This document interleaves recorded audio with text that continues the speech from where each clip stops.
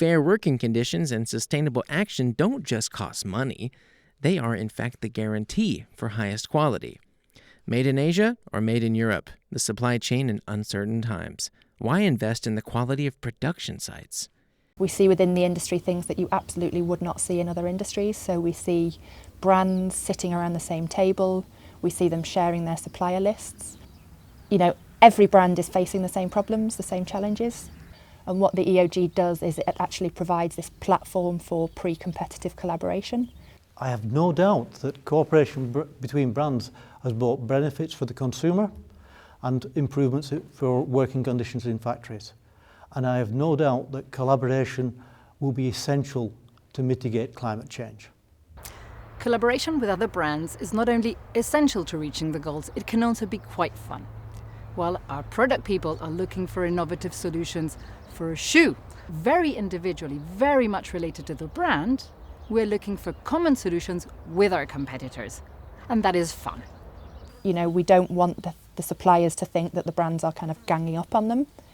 And we're very clear in our communications with any suppliers during any projects that this is supportive. This is a carrot and not a stick. 我们一般的那个新的供应商、新的工厂，我们先去参观了解，然后他们主要生产的产品，那个他们的工作环境，还有工厂的环境，工厂的这个生产安全有没有达到我们的要求？如果可以的话，那我们就把这些信息就反馈给我们的公司，然后就看这个供应商和工厂能不能生产我们的产品。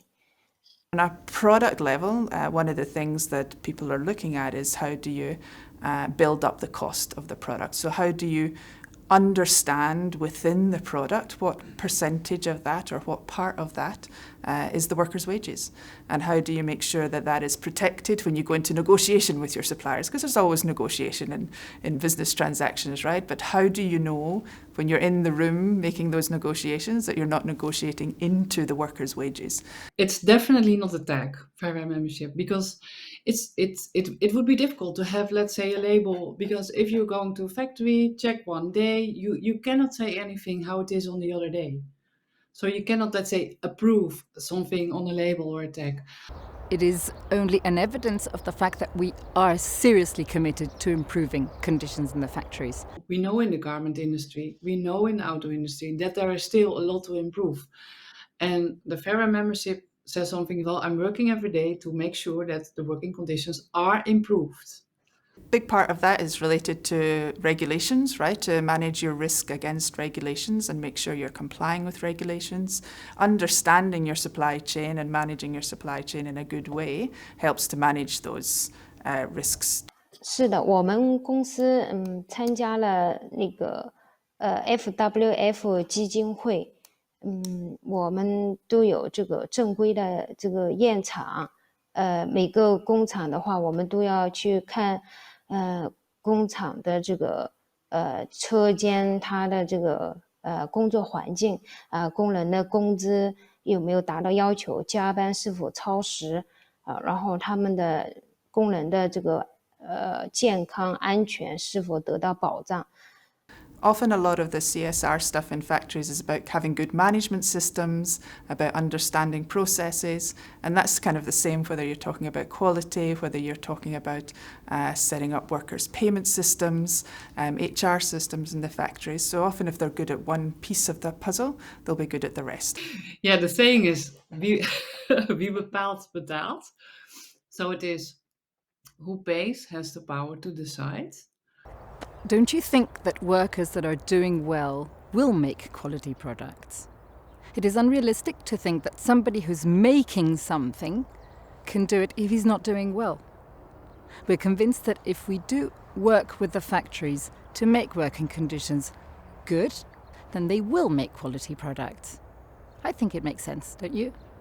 So, and there, if you're buying something, we are saying, make sure that you buy it responsible. Make sure that in your buying decision, you are including the situation of the workers. We need to see more CSR representation at a board level. This is something that we don't see very often. So we need to see kind of a more solidifying of CSR in the business strategy and in the business structure. In an ideal world where, of course, human rights are respected and where people who are working in the garment industry, who are making our clothes, they live under good circumstances, under respectful circumstances. There you see like, hey, they earn a wage, which is they can actually live from, they work in a healthy environment, and the working conditions are respected. So that's actually what we want to go for and what the goal of our organization is. And in that world, of course, you can say our organization, Fair Wear Foundation, would no longer be necessary. It is still about selling products, but at the same time, brands are looking for new techniques, new designs, and new raw materials to preserve nature.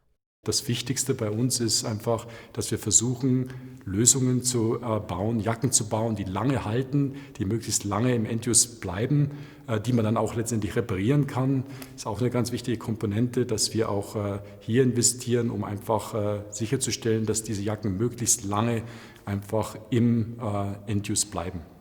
Since 2017, the European Outdoor Group has had a single-use plastics group. This has already standardised the polymer used in all polybags throughout the industry, and this encourages commercial recycling. I think that most of all we have to get used to the fact, thinking about, making the sustainable transformation and moving into a low carbon economy. This won't be just like an added bonus.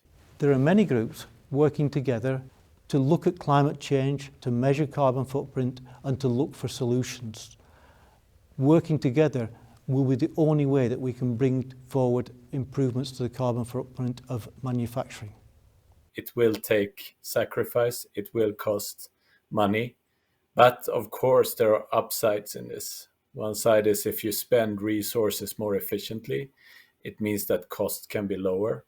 And also, from a lifestyle perspective, a lifestyle of consuming less fossil energy doesn't necessarily mean a less quality of life. And when we try to move away from oil, we go into bio-based materials. And then that's only really an advantage. Then this kind of whole thing opens up that we need to look at where does this bio-based material come from? Is it grown in a sustainable way? And is that also with people in the supply chain that have good conditions? So I think it's this complexity. You can't just care about the performance, durability, and price of a product. You have to open and take in many more aspects of it. Ja, Hanf bietet in dieser Hinsicht wirklich ein Lernfeld, weil eben Hanf nicht nur eine Faser ist, sondern ein nachwachsender Rohstoff, der seine Wichtigkeit vom Anfang an mit sich bringt, also als Pflanze, als Kulturpflanze. Wenn wir diese Idee weiterspielen, haben wir auch die Möglichkeit, das Material hier wieder wachsen zu sehen und es auch direkt vor Ort mit einer neuen Wertschöpfungskette umzusetzen.